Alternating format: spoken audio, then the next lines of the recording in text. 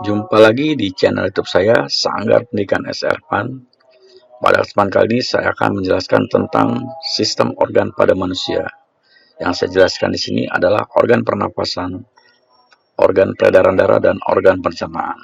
Mari ikuti penjelasan saya tentang sistem organ pada manusia. Namun jangan lupa sebelumnya subscribe, like, share, and comment channel YouTube saya. Terima kasih. Organ pernapasan di sini perhatikan ya, di sini saya berikan gambar ya, gambar daripada organ pernapasan manusia, dan perhatikan di sini saya juga beri keterangan pada tabel. Yang pertama adalah hidung. Jadi organ pernapasan manusia yang pertama di sini adalah hidung. Ya. Hidung di sini adalah saluran masuknya udara. Jadi hidung ini adalah tempat saluran masuknya udara. Dan untuk hidung nanti akan saya buat video khusus untuk masalah hidung dan fungsi-fungsi dari bagian hidung. Namun di sini untuk organ pernapasan saya hanya menjelaskan tentang organ pernapasan manusia dan fungsi-fungsinya. Yang pertama tadi hidung, yaitu saluran masuknya udara. Lalu tenggorokan, ya. Tenggorokan di sini, ya. Tenggorokan. Nah, itu adalah penghubung antara hidung dan paru-paru. Jadi penghubung antara hidung dan paru-paru. Nah, ini tenggorokan. Sini. Oke. Nah, lalu bronkus. Bronkus itu cabang tenggorokan. Ya, cabang tenggorokan. Ini bronkus. Ini cabang tenggorokan, ya. Ini cabang tenggorokan, ya, bronkus di sini. Lalu bronchiolus. Bronchiolus itu adalah cabang tenggorokan yang lebih kecil lagi, ya, atau cabang dari bronkus. Ya, ini bronchiolus. Ya, bercabang-cabang lagi, ya, ke bronchiolus. Nah, bercabang-cabang lagi di sini. Nah, di sini bronkus, ya, cabang yang ada yang ke kiri, ada yang ke kanan, ya, menghubungkan paru-paru tadi, ya. Di sini. Lalu ada cabang yang lebih kecil lagi yang disebut dengan bronchiolus. Lalu setelah itu alveolus. Di sini ada alveolus, ya. Alveolus inilah tempat pertukaran oksigen dan karbon dioksida. Jadi di alveolus ini, ya. Nah, di alveolus ini nanti di sini, ya, itu adalah tempat pertukaran oksigen dan karbon dioksida. Nah, sementara itu kita perhatikan nanti ya pada saat kalian menghadapi soal-soal dalam bentuk soal ujian, ya, kamu tinggal lihat saja mana bagian-bagian yang ditunjuk pada gambar, lalu kamu tentukan alat apa dan kemudian fungsinya apa. Ya, itu aja yang saya jelaskan untuk organ pernapasan manusia.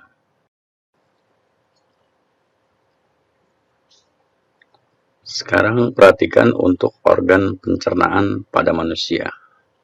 Di sini kalian perhatikan seperti pada halnya organ pernapasan.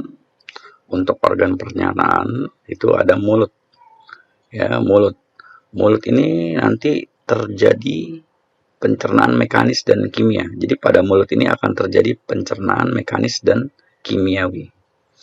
Nah, pencernaan mekanis ini adalah pencernaan yang dilakukan karena gerak, ya, yang dilakukan karena adanya gerak.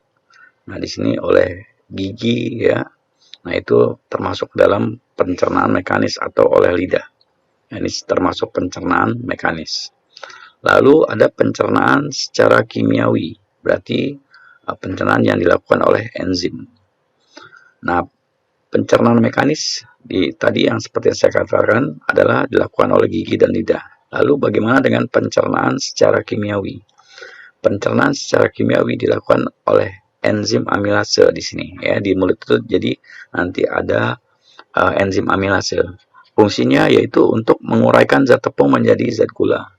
Makanya pada saat kita contoh pada saat kita makan nasi, ya.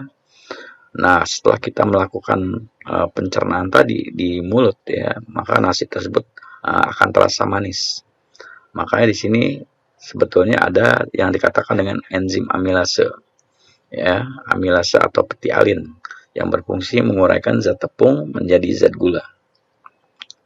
Lalu setelah mulut nanti ada kerongkongan, ya. Nanti makanan tersebut ya masuk ke dalam kerongkongan. Kerongkongan ini terjadinya gerak peristaltik yang mendorong makanan sampai ke lambung. Lalu sekarang kita lihat di sini nanti ada lambung. Nah, jadi dari mulut ke kerongkongan lalu masuk ke lambung. Nah, lambung di sini pencernaan mekanis oleh dinding lambung. Jadi ada pencernaan mekanis juga yang dilakukan oleh dinding lambung. Lalu pencernaan kimiawi itu ada lambung, ya. Di sini lambung menghasilkan asam klorida yang berfungsi untuk membunuh kuman. Ya, lalu di sini ada nanti di lambung itu enzim pepsin. Enzim pepsin ya yang berfungsi menguraikan protein. Lalu nanti ada juga di dalam lambung itu enzim renin yang berfungsi mengubah protein susu menjadi kasein. Lalu sekarang kita perhatikan yang berikutnya. Setelah di lambung nanti masuk ke usus halus, ya. Jadi makanan tadi setelah dari mulut, kerongkongan, lambung, lalu usus halus. Nah, di usus halus ini nanti tempat penyerapan sari-sari makanan. Nah, kemudian dilakukan juga pencernaan secara kimiawi, yaitu oleh enzim tripsin, enzim amilase, kemudian enzim lipase, kemudian garam atau empedu. Nah, di sini. Nah, sekarang kita lihat fungsi dari enzim tripsin itu sendiri, yaitu berfungsi menguraikan protein menjadi asam amino. Lalu enzim amilase berfungsi mengubah zat tepung menjadi zat gula. Enzim lipase berfungsi mengubah lemak menjadi asam lemak atau gliserol. Nah, itu jadi pada usus halus ya. Jadi makanan dari mulut, kemudian kerongkongan, lambung, kemudian usus halus. Lalu berikutnya adalah usus besar ya. Nah, usus besar di sini terjadinya penyerapan kembali air dan sisa pencernaan. Terakhir adalah anus. Ya, anus ini adalah lubang keluarnya sisa pencernaan atau ekskresi nanti ya. Nah, di sini anus. Jadi itulah alat-alat pada sistem organ pencernaan manusia.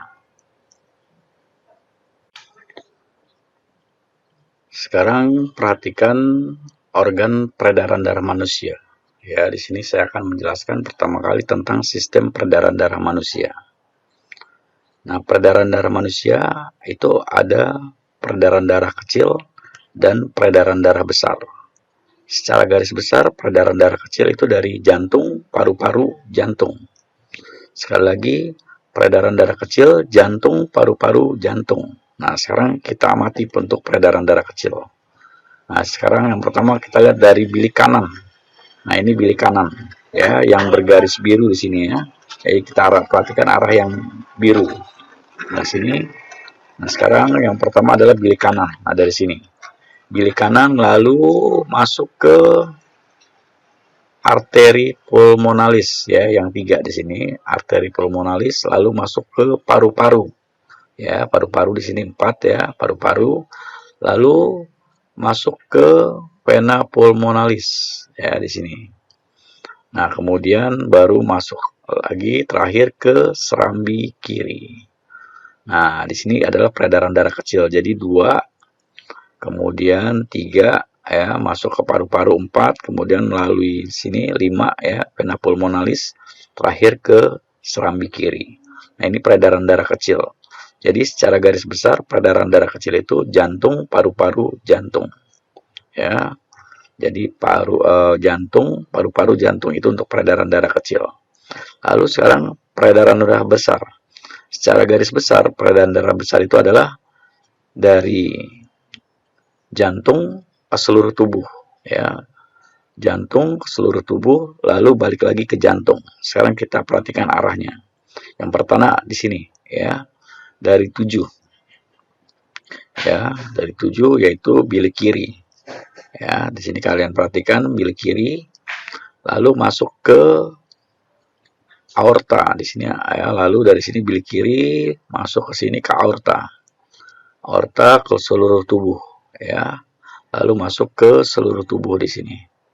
Nah, ke seluruh tubuh, kemudian nanti di sini masuk ke vena ya. Masuk ke vena lalu kembali lagi ke serambi kanan. Nah, ini serambi kanan. Jadi jantung itu nanti ada 2 bilik dan 2 serambi. Ya, jadi ini yang satu itu serambi maaf, yang satu itu serambi kiri, kemudian yang 6 itu serambi kanan. Maaf, yang satu itu serambi kanan, yang 6 itu serambi kiri. Jadi yang satu serambi kanan, 6 serambi kiri. 2 bilik kanan dan 7 bilik kiri. Ya, jadi 2 bilik kanan dan 7 bilik kiri. Jadi ini serambi, ya ini serambi, kemudian ini bilik, ini bilik. Ini serambi kanan, ini serambi kiri, ini bilik kanan, dan ini bilik kiri. Nah itu jadi perhatikan, saya ulangi lagi, secara garis besar peredaran darah kecil itu dari jantung, paru-paru, jantung. Ya, jantung, kemudian paru-paru, jantung. Peredaran darah besar dari jantung ke seluruh tubuh, balik lagi ke jantung. Nah itu untuk sistem peredaran darah manusia. Jadi kalian nanti perhatikan, apabila kalian belum memahami, kalian bisa ulang-ulang lagi. Sekarang kalian amati bagian-bagian jantung.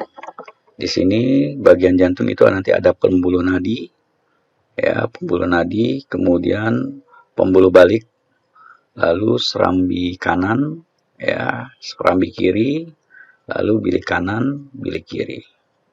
Nah nanti kalian lihat fungsinya. Jadi pembuluh nadi ini mengalirkan darah dari jantung ke seluruh tubuh, lalu pembuluh balik mengalirkan darah dari seluruh tubuh ke jantung, ya pembuluh balik. Nah kemudian serambi kanan, ya serambi kanan ini fungsinya di sini yaitu memompa darah ke bilik kanan. Jadi dari sini memompa ke sini. Nah kemudian serambi kiri. Nah serambi kiri ini memompa darah ke bilik kiri. Nah, memompa darah ke bilik kiri. Lalu nanti bilik kanan itu berfungsi memompa darah ke paru-paru. Jadi bilik kanan ini berfungsi untuk memompa darah ke paru-paru. Dan bilik kiri ini memompa darah ke seluruh tubuh. Ya, jadi memompa darah ke seluruh tubuh. Nanti kalian amati untuk bagian-bagian jantung. Nah, lalu tadi ada beberapa yang belum saya sempat jelaskan. Jadi darah yang mengalir ke seluruh tubuh ini darah bersih. Ya, darah yang mengalir ke seluruh tubuh ini darah bersih. Ya, yaitu darah yang banyak mengandung oksigen. Ya, darah yang banyak mengandung oksigen. Oksigen itu terjadi karena tadi di dalam paru-paru terjadi pertukaran ya antara oksigen dengan karbon dioksida. Jadi di paru-paru itu karbon dioksida yang berasal dari darah besar, peredaran darah kecil itu dibersihkan di paru-paru ya, yang tadinya banyak membawa oksigen di paru-paru diubah menjadi oksigen, sehingga nanti peredaran darah besar tadi itu menghasilkan karbon dioksida ya, peredaran darah besar. Jadi peredaran darah yang setelah terjadi di paru-paru itu dibersihkan ya. Jadi di sini lihat gambar yang berwarna merah ini berarti peredaran darah ya, peredaran darah bersih ya, jadi bersih dia. Nah, dari paru-paru ini dia bersih. Nah, lalu balik lagi ke sini. Nah, ini peredaran darah kotor. Jadi di sini banyak mengandung karbon dioksida. Nah, kalau yang ini banyak mengandung oksigen. Nah, itulah beberapa penjelasan saya tentang berbagai macam sistem organ pada manusia. Jadi ada organ pernapasan, organ pencernaan, dan organ peredaran darah, atau di sini saya menjelaskan tentang sistem peredaran darah. Apabila nanti kalian belum memahami, sekali lagi kalian bisa mengulang video-video saya. Terima kasih, mudah-mudahan apa yang saya jelaskan dapat bermanfaat buat kalian. Namun jangan lupa subscribe, like, share, and comment channel YouTube saya. Terima kasih.